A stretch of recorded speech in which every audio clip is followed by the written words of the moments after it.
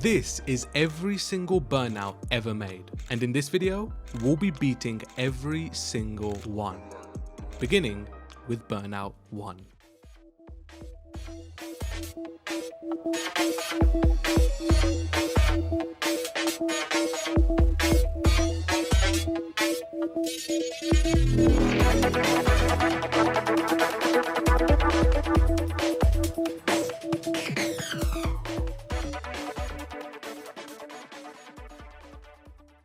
In Burnout 1, and actually most Burnout games, there's a plethora of different modes to play around with. We, however, are most concerned with the championships, later referred to as the World Tour in the games that follow. Burnout 1 consists of 6 different championships, 4 of which are Grand Prix, and 2 marathons. In order to compete in the marathons, however, you must complete the 2 prior Grand Prix first, and to complete in those championships, we have a selection of 5 different cars. These cars, however, are ranked, some of them easy, some medium, and some hard. It's not exactly self-explanatory why these cars have these labels though, so let me explain. You see, the easy cars were often slower, however maintained much more control at a higher speed. They were easy to control and almost impossible to crash in.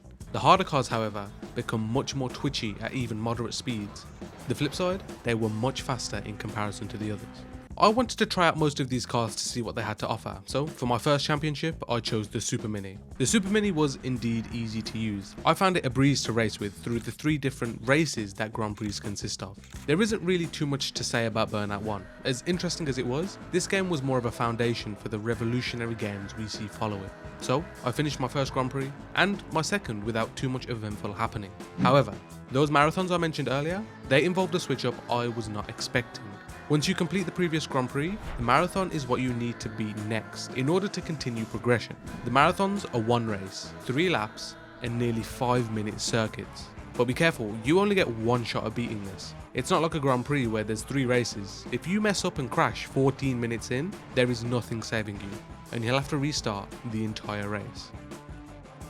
Needless to say, I was actually a little bit nervous entering this race, especially considering I was now using a car on a heightened difficulty. It's faster, but much more prone to crashing. After almost 15 minutes of interweaving through traffic and passing our competition, we were able to come out in first place.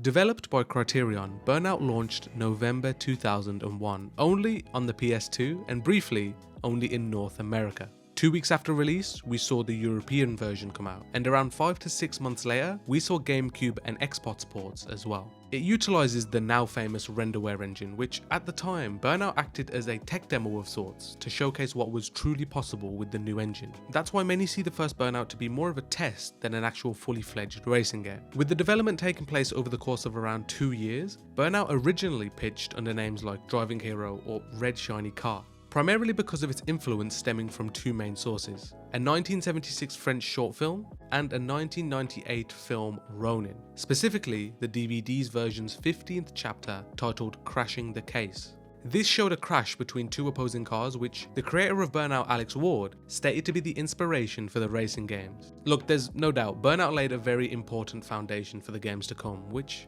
we'll begin to see shortly.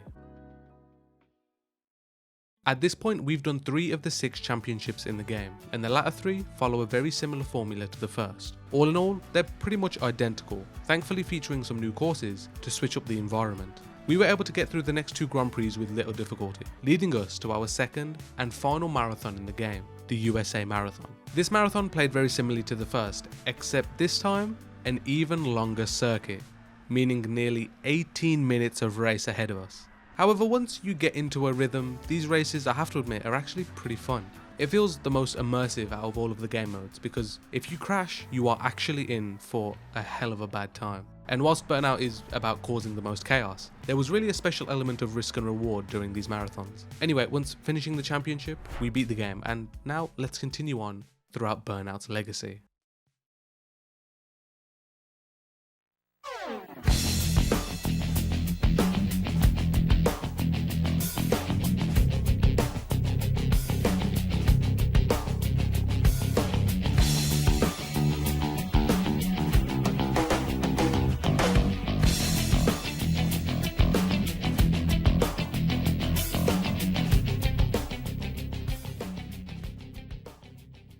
The first thing we do in Burnout 2 is take our driving lesson.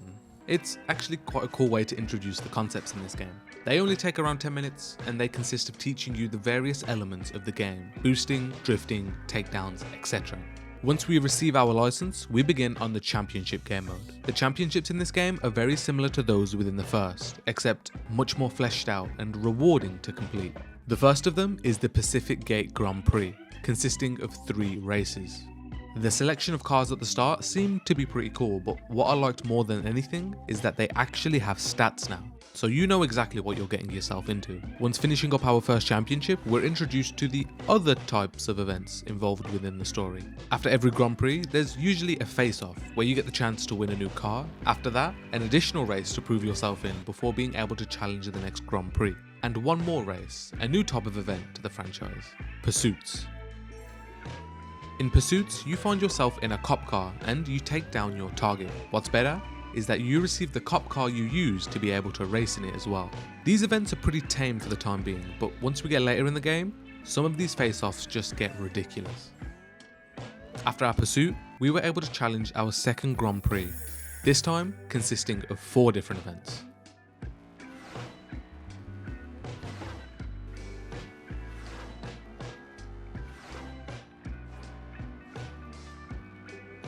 After that Grand Prix, the game starts to establish a pattern. You beat the next Grand Prix, do a couple side events, very often a face-off, a race and a pursuit, then you get the chance to challenge the next Grand Prix. We do this a few times, beating the Pacific Gate Grand Prix, the Winding Road Grand Prix and the Roller Coaster Grand Prix as well, all until finding ourselves at the final Grand Prix in the game. That is, until the game threw a spanner in the works. Criterion returned 11 months later, October 2002, with Burnout 2.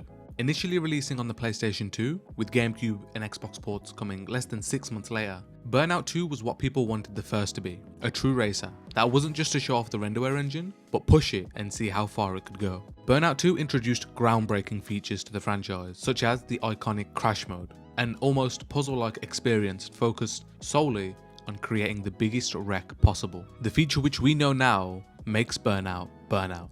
The critics thoroughly enjoyed this shift, however institutions with a little more power weren't exactly fans of the practices the creator took to promote the game. You see, Burnout's publisher, Acclaim Entertainment, had a campaign in mind to promote the game on its day of release, in the form of paying the speeding fines of every Burnout player getting their copy of the game. The UK government wasn't exactly a fan and made Acclaim retract their offer, but the marketing was already done, and Burnout 2 sold even better than the first. You see, in the campaign there's a total of 4 Grand Prix, each increasing in the amount of races they consist of, and this Street Storm Grand Prix was supposedly the final one in the entire game.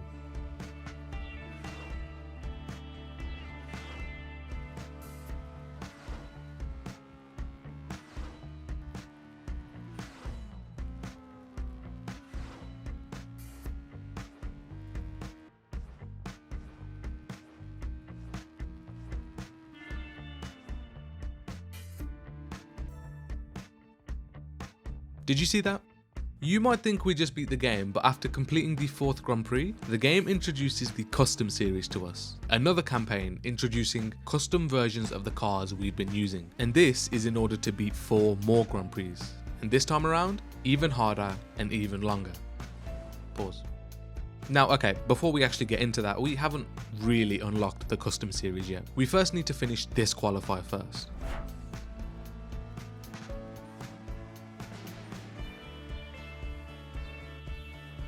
Okay, now we've unlocked the Custom series. And we begin with the Speed Streak Grand Prix. To be real with you, this car I'm using is so unbelievably overpowered. I don't even remember where I got it from, but there's really no challenge posed by any of these harder Grand Prix in the Custom series, because this car is just crazy. With that being said, we finish our first Grand Prix, and similarly to the regular championship series, we get introduced to an intermediary event between the Grand Prix, this time around only being a pursuit to divide them up.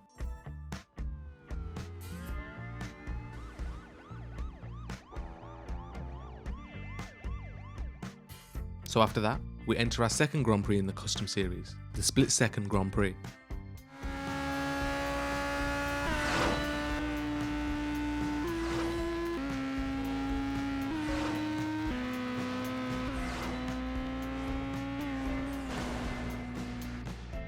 Okay, here we are with 2 Grand Prix left in the custom series, the first of which went by without a second thought.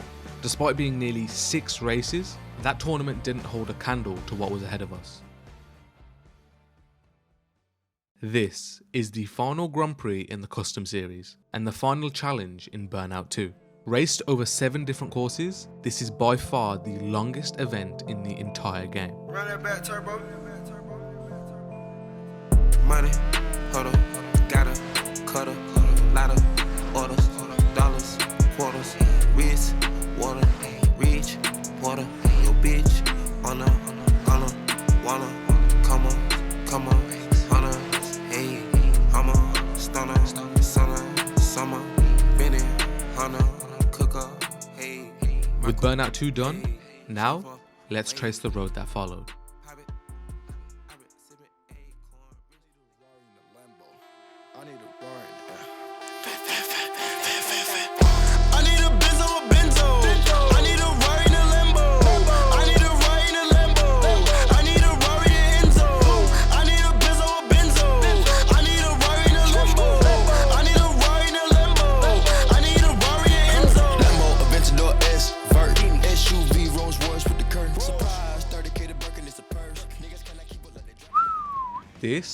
This game is serious. Burnout 3 isn't just the highest rated Burnout ever made. Burnout 3 is one of the highest rated video games ever created. This game is truly explosive right down to its core. Our time will be spent in the Burnout 3 World Tour. Burnout 3 divides its World Tour amongst 3 different parts of the world: the States, Europe, and the Far East. Each and every one of these is important. Contained within each location are different Grand Prix, and each having differing significance to our progression, but all equally as important.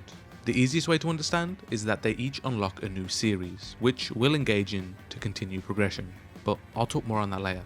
Let's get into our first event. Each location has its own map with its own events, and we headed to the States first and begun a race to start our journey. This game's pretty harsh. It measures its progress in gold medals. If it ain't gold, we don't want it. Continuing on from that race, we were confronted with the different event types in the game. We had a burning lap, a crash event, which were massively improved upon in this game, and touched on the road rage events as well. After a multitude of events, what we were working towards was finally upon us, our first Grand Prix, the Compact Grand Prix. These Grand Prix are what we care about most, because these are what continue progression. The Compact Grand Prix consisted of 3 different races, taking place all over the States.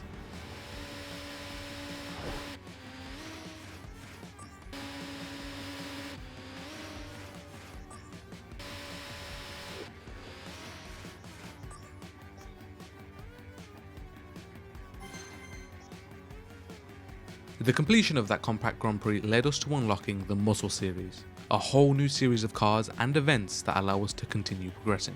Now, since we were already getting so used to the States, I thought I'd stay here for the meantime, instead of switching locations so hastily. This allowed us to get used to our new muscle cars, on roads we were already familiar with. Before long, we were introduced to our second USA Grand Prix, the Muscle Car Grand Prix.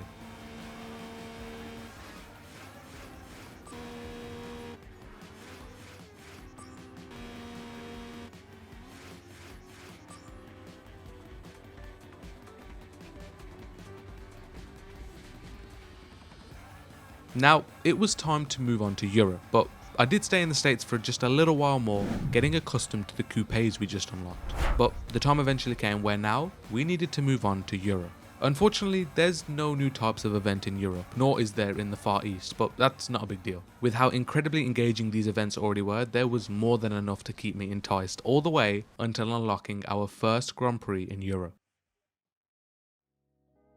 Almost 2 years passed since Burnout 2, and in that time, a very important change happened to the Burnout landscape. During 2003, EA and Criterion agreed to partner on the next Burnout game. Warranted, EA wouldn't interfere with the creative process. And so, September 2004 saw Burnout 3 Takedown come to both the PlayStation 2 and Xbox, with a Japanese release following the next month. Upon release, Burnout 3 was somehow even better than the second. After the critics got their hands on it, it was determined to be one of the highest rated video games of all time, and now considered to be one of the most revolutionary video games ever. It shifted the series series from a focus on avoiding traffic to solidifying rampage and carnage, promoting vehicular combat and acting as the gold standard for racing games. This was also the first Burnout to allow after-crash control of the wrecked vehicle, aftertouch as it's referred to in-game. This was complemented with the redesigned boost system to ensure you were rewarded for causing more chaos.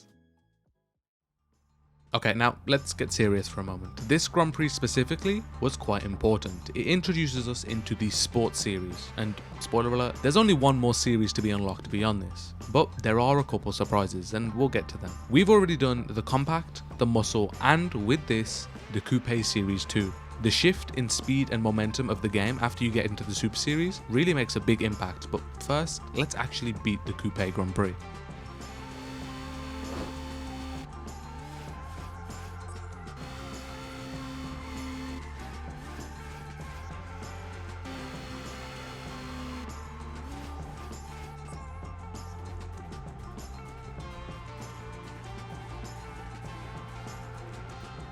With that done, we were staying right where we were for the time being, because our last series to be unlocked will be done so right here in Europe, the Sport Grand Prix.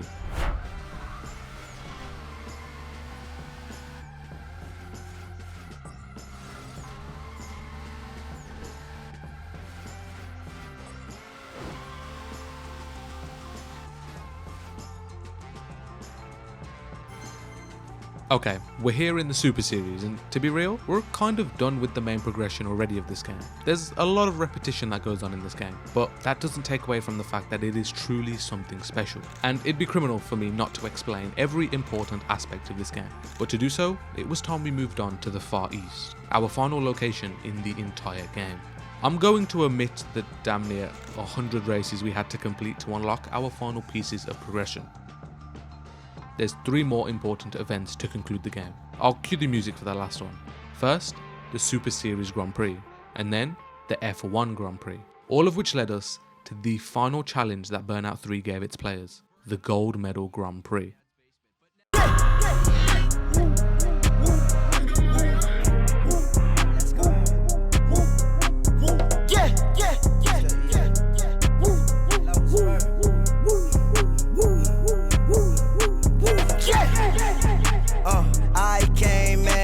New 40 Glock. Fuck on your bitch, make that hoe on a milli rock. I'm with my boys and no, we do not milli rock. Funny money, no, this is not no silly guap. Got a richer milli, this not a silly walk. All this money make me want hit my diddy bop. Tell her at the bank, I'm just give me lot. At the dealer, I can't pull this shit off the lot. Me and my boys, you know that we sharing thoughts. I got niggas that be moving to Tan Rock. That's the end of that, no, I cannot talk a lot. Man, these niggas out here, I swear they talk a lot. Drive by on a rack, you a walking cop. Double park, new Lambo with no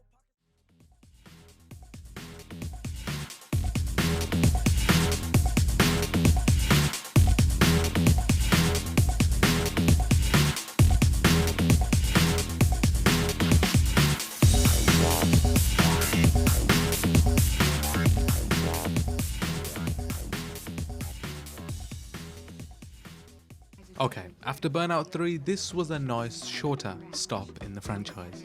Following in the footsteps of Burnout 3 came Burnout Revenge. There's no doubt that Burnout Revenge had some big boots to fill. Let's see just how successful it was in doing that. Our time in this game will consist of completing the World Tour. The World Tour in this game involves working our way through 10 different ranks, which determine just how dangerous you are on the road. So naturally, because we're starting down here, we're considered harmless. However, we'll be working our way all the way up to rank 10. Leveling up from one rank to another isn't as simple as you may think though, unless you read this. It's not about how many events you complete, rather how many stars you're able to garner from the events you do finish. For us to rank up from 1 to 2, we need 20 stars. So let's get into our first event and figure out just how these stars really work. Our first event was a traffic attack, an event unique to this game, where your sole goal is to literally crash into as many things as possible. But watch out for opposing traffic. If you hit someone head on, you're gonna crash. You need to hit them from the back. Pause. If you're able to perfectly execute an event, you'll be able to earn yourself 5 stars just from one event alone. Perfectly executing an event isn't as simple as you might think though. There's 2 things that go into it. First, actually doing well in the event. So coming first in a race or getting the required score in a traffic attack. But this is considered in combination with your rating for the event. This is what makes Burnout Revenge so unique. Down in the bottom right, you'll see this. On a scale from good to awesome. You're aiming for as high as you can get because this rating is the main determinant as to how many stars you get for each event. After getting over 20 stars, we were ready to move on to the next rank, and it was just as simple as that. There's no qualifier necessary, just back out and enter your new rank. We were now considered, I guess it's a little better. The selection of cars isn't really too determined by the rank you are, as you'll be able to use all of the cars you collect in every event you challenge. But look, rank 2 was important. It was the first time we did a crash event, arguably the best part of this game. They don't differ too much from the previous installments, but the feeling of the cars combined with the effects on display just felt really good in this game. But I'll touch more on that later. After over 25 more stars, we continued on to rank 3, and after 30 more, we were now rank 4, or offensive. Damn, wait, what did I do? What did I say? September 2005, Burnout Revenge was released on both the PlayStation 2 and the Xbox, with a 360 version coming out around 6 months later. What most people saw as a more relaxed entry in comparison to the previous installments, Burnout Revenge remains to be a cult classic, met with both critical and universal acclaim. This game was actually supposed to be named Burnout 4, Burnout 4 Rush Hour to be specific. However, Alex Ward, the creative director at the time, commented that he was overruled by someone stating that a game with 4 or 5 after its name could never be successful. That's pretty ironic. Beyond that, this game could be considered to be maybe the most important for the dev team. This game features a very important in-game tribute to Robin Ezra, a developer who unfortunately passed during the development of the game. During my time in rank 4, I want to explain to you just how incredibly well crafted these crash events are. Genuinely, they feel to me the best out of the entire franchise. The selection of cars from the beginning, to the swift entry into the event, and the diverse range of maps to try and score as many points as possible. Now, there is one thing. When you restart the event, if your crash point is fairly far away from the beginning of the event, then you do a frustratingly slow transition screen to restart the event. Why is it so slow? After a crash event, ironically, I ranked up to rank 5, Fearless. This is where things start to get interesting. You start to unlock some really good cars that can be used all over the game. For example, look at this truck. Both a high speed of 180 and it being super heavy makes it perfect for crash events. This Roadster over here, with it being super light and having a top speed of over 200 miles per hour, this made it perfect for any circuited race. But be aware, you do have to try find a weird medium when it comes to events like the traffic attack. You want a car that's fast, but not too light nor too heavy. We also started to see more preview events pop up. These are a way to reliably earn new cars and have a chance to fill them out before getting them as well. Before I knew it, we were already preparing to move up to rank 6, Dangerous. And without much trouble, we made our way to rank 7 as well, Insane. Yo, that's so insane, bro. As it stands, there are 2 more ranks ahead of us until we reach rank 10. We need 56 stars to move on from rank 7 to rank 8, so I got started straight away.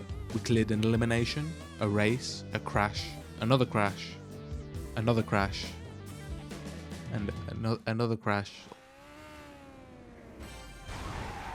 All until we only needed 5 more stars.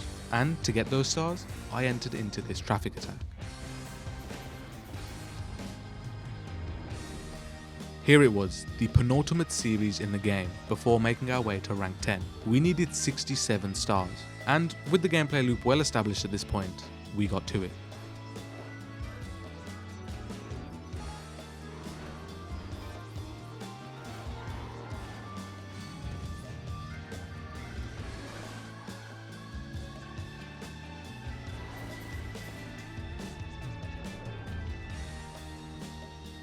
Rank 9. Assassin. I'll let the music come back in as quickly as I can. There's really nothing more I need to say. 77 stars were needed to get to the summit, to get to rank 10, and ultimately to finish Burnout Revenge. And that's so sad. KKK.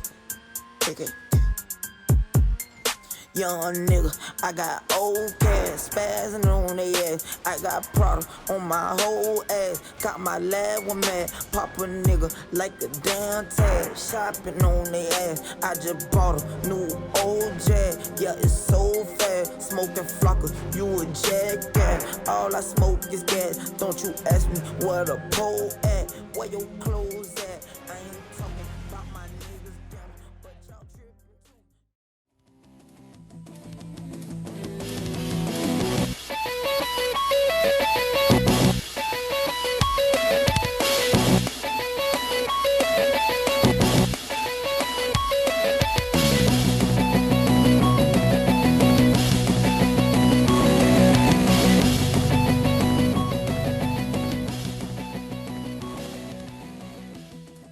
Burnout Legends takes us through a campaign consisting of 5 different classes: Compact, Muscle, Coupe, Sport, and Super.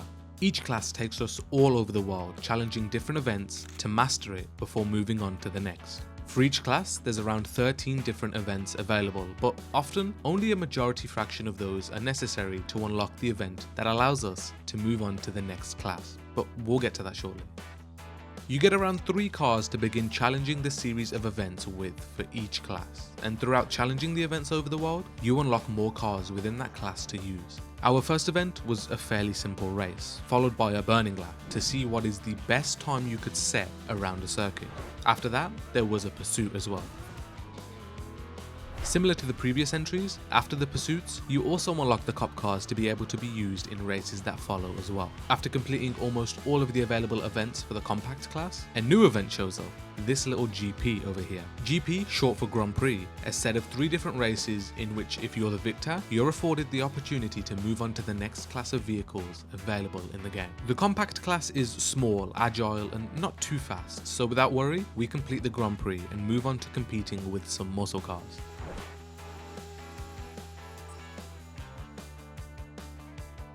The muscle cars do feel quite different to the compact cars, as you would expect. Slightly faster, but much more weighty, which can be good for takedowns, but can be bad for not knowing where the hell your car is going half the time. Once again for muscle cars, there's 13 different events over the world to challenge. We began with a race, and then a road rage event, requiring you to take down every single one of your competition. After some face-offs, a couple more races, and another pursuit, I found myself eligible to enter the Muscle Car Grand Prix. Similar to the Compact Grand Prix, and all of those that follow, it consists of 3 races in which you need to be determined the victor after all 3. Of course, I had to show up in the most appropriate car, a pink Bel Air.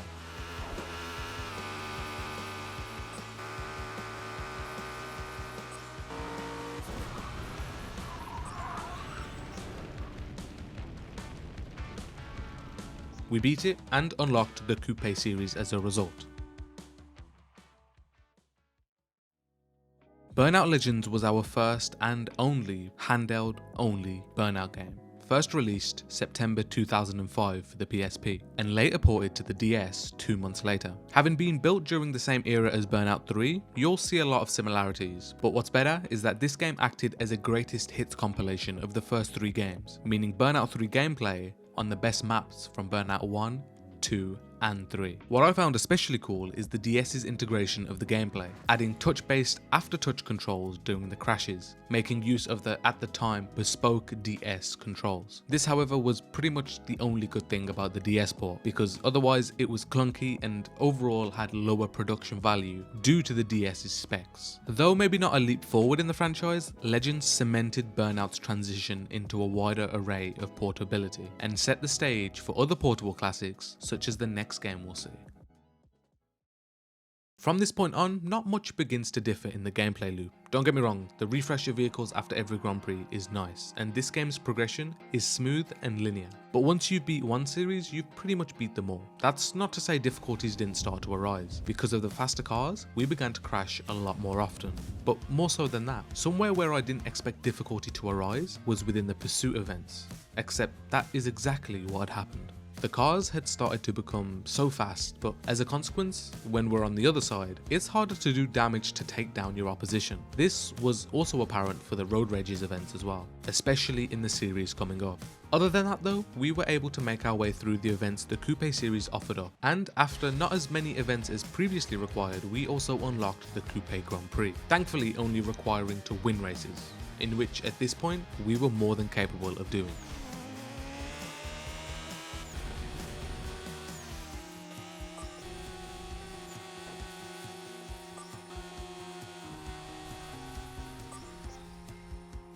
The second to last series in the game is ahead of us, the Sports series, consisting of some of the most fun cars in the entire game. They're not too fast, but fast enough to cause some chaos. This time around, we actually begin with a burning lap, followed by a pursuit, which I didn't actually find to be as bad as the previous one. It must have just been a coupe thing. Now, for some reason, these later series required so little events to be completed before unlocking the Grand Prix. I guess we had an idea of how the game worked by now anyway. So after only around 5 to 6 events, we had unlocked the Sports Series Grand Prix. The cars we were using weren't too fast just yet, so the Grand Prix went by as quickly as it came, meaning now we were onto the final series in the game, the Super Series, home to the fastest cars in the entire game. It is genuinely difficult at times to control the speed of these vehicles, and we begin with a road rage of all things. I'm sure you can imagine, controlling these cars is hard enough to do already, let alone taking down other races as well. This was continued by a couple races, a couple pursuits, and another road rage, all until we were able to challenge the Super Series Grand Prix, the final challenge this game poses. 1 more Grand Prix, 3 more races, in order to beat Burnout Legends. Lil' mama got some buns on her, I call her Patty. 21. My mother bitch be smoking all the wood, she from Cali. 21. In my Tesla roaster, 21. My pistol out the holster. Oh, I'm double cupping syrup, bitch, I don't need no coaster. Ops want promotion, pussy. We put him on the poster. Pussy. I gunned him down in his own hood, cause he local. Pussy. My watch 10 bricks. God, shit. Rolling like Miami, I put up with 10 sticks. 21. Bitch, smell my fragrance, you can't tell me I ain't rich. 21. Big 4L, ain't shaking no hand with no snitch. With Burnout Legends complete, let's continue on to see what Burnout did next.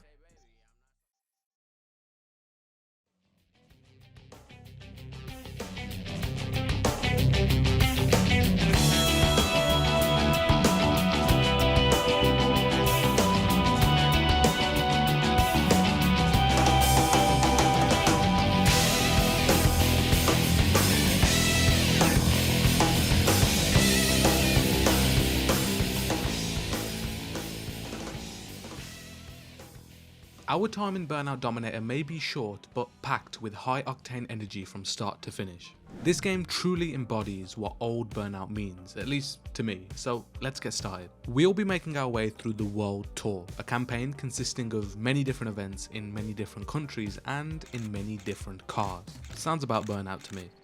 Where we begin is in the Classic series, and we'll be working our way all the way up to completing the Dominator series, the final challenge this game has to offer. But to get there, we need to prove ourselves first. In every series, there's a collection of different events, most of which we've seen before in the franchise, but there are a couple new ones. After every event, you're rewarded with Dominator points based on your performance, so you get even more if you get a gold medal, complete a trophy task, or unlock a new car. This is our main form of progression.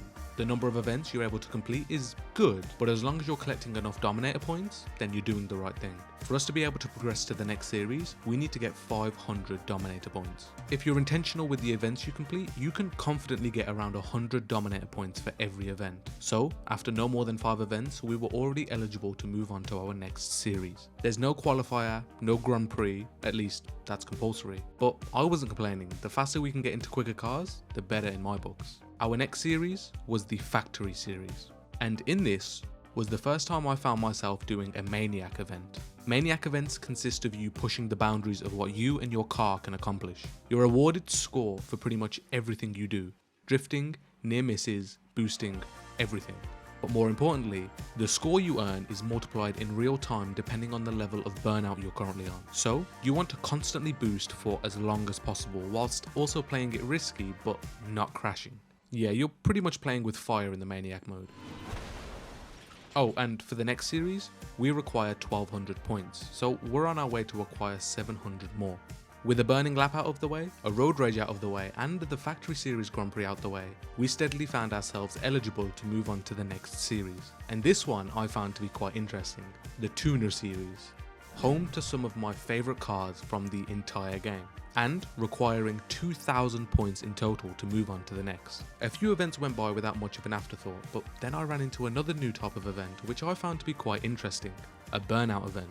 Bespoke to only this game in the franchise, the Burnout Challenge sees you chaining as many Burnouts back to back as you possibly can. For every chained Burnout you get, more and more score is received. Tackling Burnout challenges in cars that aren't too fast for their own good is more fun than anything, challenging yourself to see truly how cleanly you can drive. But once you're in the faster cars, it's an absolute death wish.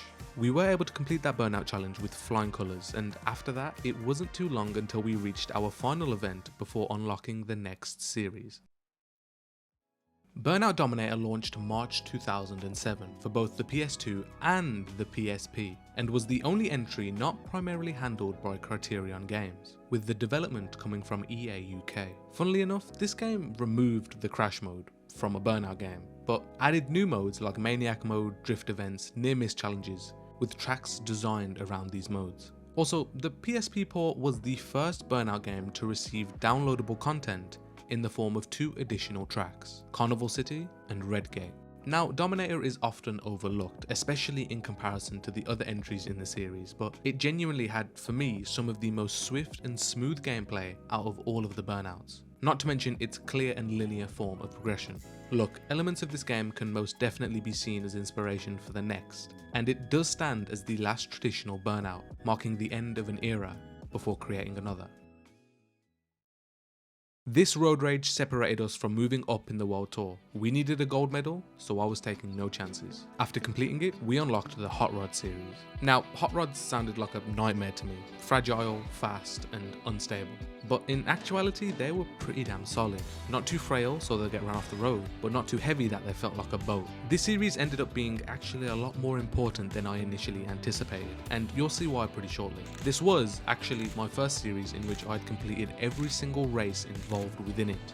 I don't know, I was just thoroughly enjoying the Hot Rods. As a consequence of that, we garnered more than enough points for the 3,000 required to qualify for our next series. But before that, I want to tell you about a special event we unlocked. If in a series you complete every race available, you unlock this little Dominator challenge over here.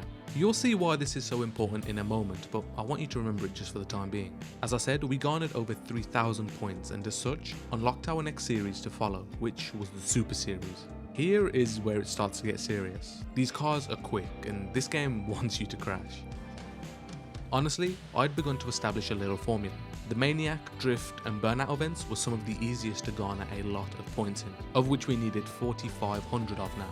So I prioritised these events first, and even revisited some of the previous series to cash in on the events we hadn't done yet for some more easy points. But towards this point in the game, you kind of just have to do every event anyway to make sure you get enough points to progress. A good thing is that this does lead you to unlocking more cars. However, you're often onto the next series before you even get a chance to use them. Just like we were about to be. With only 5 points. Oh my god. With only 5 points remaining, we entered into our final event required to unlock the next series, a Maniac event. Our second to last series wasn't exactly a series, but instead called Race Specials. It followed the same kind of formula, and also required another 1,500 points, meaning to unlock the final series in the game, we needed 6,000 Dominator points. This went by fairly quickly, but there also wasn't much to it that hadn't been seen already. What's more important is that once I found myself at that 6,000 point mark, I didn't unlock the Dominator series. I was quite puzzled as to why this was. That's where this Dominator challenge from earlier comes in. You see, not only does the Dominator series require you to have 6,000 points, it also requires you to have beaten one of the 6 Dominator challenges in the game. For us, we were able to take advantage of the Hot Rod Dominator challenge we unlocked, to carve us the path to unlocking the Dominator series. Okay, now since there's no real goal with each series, more so just unlocking the next, I determined that beating the final Grand Prix in the game, the Dominator Series Grand Prix, would effectively mean we'd beat the final challenge this game had to offer. With that being said, I worked my way through the events that the Dominator series offered up, consisting of a nice mix of those that we've seen so far, ensuring we get a taste of every event type before we finish the game. This was all until we arrived at the Grand Prix. 3 races in one of the fastest but most uncontrollable cars in the game. We needed to win. Fuck Pusha T and anybody that love him. His head up his ass, I'ma have to headbutt him. Got him, Lil Tunchi shit, weak stomach. It's me, LT, like when you heat butter. Old pussy in the can, red is the flag. Fuck with me wrong, I put your head in your hands. There be blood everywhere, I got bloods everywhere. I'm an alien, I hope you ain't the Prince of Bel-Air. With Burnout Dominator finished, now let's move on to what you've been waiting for.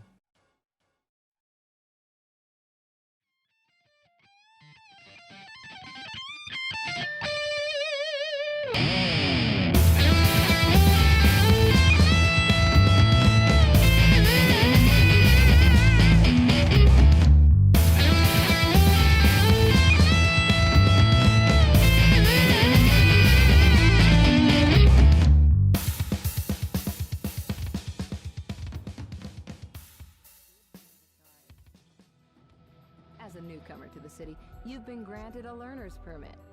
Winning events earns you a mark on your license. When you win enough, we'll upgrade your license and give you a new car. This is Crash FM, and I'm DJ Atomica. This learner's permit lets you drive anywhere in Paradise City. The best drivers have a Burnout driver's license, but you've got a lot to prove before you can earn one of those. Welcome to Paradise City. You heard what DJ Atomica said. We began our time in Paradise City with our learner permit, and our goal is to work our way all the way up to the Burnout license. But it's not going to be that easy. There'll be people trying to take us down, new cars we need to acquire, and a whole open world map we'll need to learn like the back of our hand. Anyway, since we have our first car already, let's get accustomed to the race scene down here in Paradise City. The races in this game are so incredibly unique. They're started on the fly, just at a set of traffic lights, or at the nearest junction. You burn some rubber to begin the race, and you're set a destination to get to, hopefully before all of your competition. You are here. Race northwest to the wind farm. Except, there's no holding your hand in this game. You know where you need to go, but you're gonna have to make your own way there. No map, no directions, just road names and instinct. For anyone whose first time it is in Paradise City, there's no doubt this throws you off just a little bit, but you get used to it pretty quickly. That first race goes by and we receive a mark on our license for winning, meaning we only need one more victory to receive our next license. Our next event was thankfully right around the corner, but this time round, a stunt event, requiring you to boost, jump, spin, whatever you could do to gain enough stunt points to beat the event. These scale in difficulty depending on your license, so completing them towards the beginning is almost too easy. After beating it, we receive another mark on our license, and receive our Class D license as well. That win was all you needed to upgrade your license to a Class D. All your wins have been cleared off the map, so you can beat an event again and add that win to your new license. Now, we require 6 wins in order to upgrade our license once again. Something to know, after receiving an upgraded license, the events on the map reset, meaning you can now recomplete the events you've already done previously, and still add marks to your license. It's good to know if you're in a pinch across the map and have pretty much nothing around you. Upon upgrading our license, we also get notified of new races entering Paradise City. You see, every now and again, there's a chance certain cars will visit Paradise City and roam the streets. What you can do is find them, take them down, and receive their car as a result. The first example we saw of this was with the SI7, and again shortly afterwards with the Vegas. However, for now, I stuck with my Hunter Cavalry until I stumbled across one of these. Oh, okay. When you take down the driver, his wreck is taken to the junkyard. Find a junkyard to pick it up. But hold up, I wanted to stick with the cavalry for just a moment to tell you about burning routes. There's a burning route for nearly every single car you unlock in the base game, and what they are a bespoke event only doable in that corresponding car, in which consists of a point-to-point time trial, where upon completion, sees you receive an upgraded version of the car you used to complete it. These upgraded cars often have better stats and even different boost types as well. Once completing the burning route for a Hunter Cavalry, we got the Oval Champ 69. Real funny game. Immediately, I went over to the junkyard to switch up our vehicle. Collection of cars. Then find a junkyard like this one to switch your ride. There are 5 junkyards to find in Paradise City.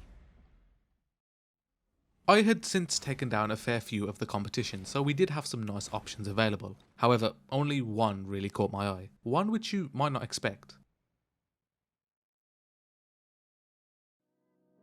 This game is truly one of a kind. Released January 2008 for both the PS3 and the Xbox 360, Burnout Paradise embraced an, at the time, huge open world map, where events started on the fly without any menu transitions, immersing you in its environment better than any game at its time.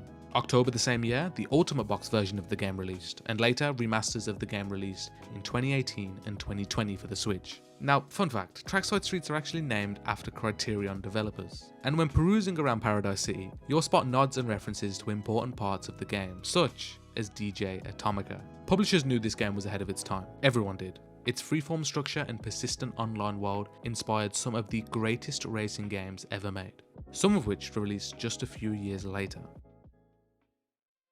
This game's about taking other people down. This has to be a good vehicle, right? Now, there was actually some method to that madness. In the road rage events, it was almost too easy with this car, and so, before I knew it, we found ourselves upgrading to our Class C license as well. Receiving our Class C license saw us receiving a new car, delivered to the junkyard for completely free this time round, and it looked like something I might enjoy. So again, I switched to what we were using for the next little while. Straight away in the new car, I did the burning route to receive its upgraded version, and continued that with a couple more races.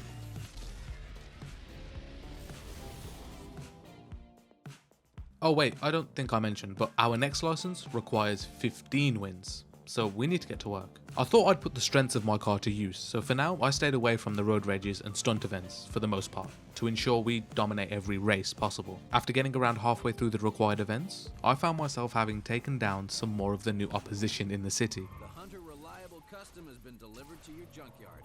And switched over to another new car. This one with the speed burnout feature, rewarding taking risks and remaining at a higher speed for a longer period of time. Soon enough, we were just 2 wins away from our new license, and I thought it best to finish our Class C license with a couple road rages in a new car. We come out on top and received our Class B license. This, however, meant our next license requires even more races than before, 26 to be specific. That's more wins than required for every prior license combined. Yeah, let's get to it. I spent just a little bit more time in this reliable custom of ours, doing races and road rages until we made our way back to the junkyard, where I wanted something just a little bit quicker.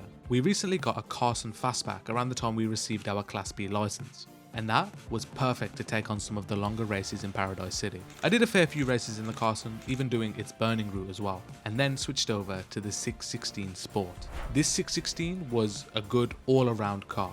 The first I had actually come across, which was fast enough to confidently do the races, but also just tough enough to do the events like road rages as well. I started to feel pretty damn confident in this thing, so I stuck with it for a good while, but unfortunately I could just not find its burning route anywhere. I dealt with it and continued on throughout the Class B license, all until getting to our final event required. This event separated us from getting our Class A license, the final license before we get our Burnout one.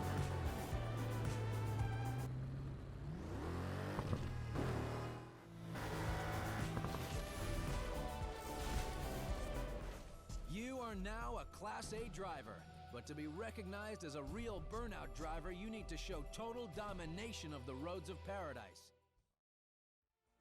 As the pattern has proved, an even higher amount of wins was required to move from our Class A license to our Burnout one. As a reward for getting our Class A license, we received the Tempesta, a suitable vehicle to begin our road to the Burnout license. With 40 wins ahead of us being needed, I started to clean up in the city. After just over 10 events, I'd had my fun with the Tempesta, and so it was time for a change. After using so many different cars, I had a pretty good idea of what worked well, but since we were on the final stretch to our Burnout license, it's time we had some real fun. You see, there's some pretty special cars featured in Paradise City, coming from the DLCs that released later on. I went back to the junkyard and had my pick from the legendary selection. Now, we had some good options, but there were 2 specifically that caught my eye more than the rest. This P12, a DeLorean, and this Nighthawk, or Kit. I wanted to try both, so first, we got into the DeLorean. But once I got in, I did not want to get out. The special thing about this car is its 2 forms, the road form and its hovercraft form. The road form is good for stability, road rages, stunt events, marked man events, etc. The hovercraft form, however, I don't know if this statement's true, but it feels like easily this form is the fastest thing in the entire game. If you can begin to learn and understand how it controls, you can absolutely obliterate every single race in the game. Genuinely, using this car is some of the most fun you can have in this game. And before I knew it, another 10 events had already passed. And so, I thought it wise to switch over to another legendary vehicle.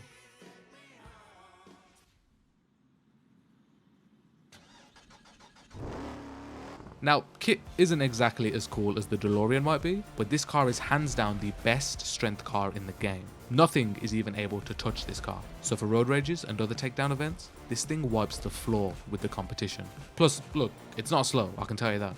Okay, we are now only 5 events away from getting our Burnout license. And what better car to use than the 500 GT to finish out our time in Paradise City. Our final event, a marked man, from downtown to the Coast Guard HQ. All we needed to do was survive. Survive the drive northeast to the Coast Guard HQ.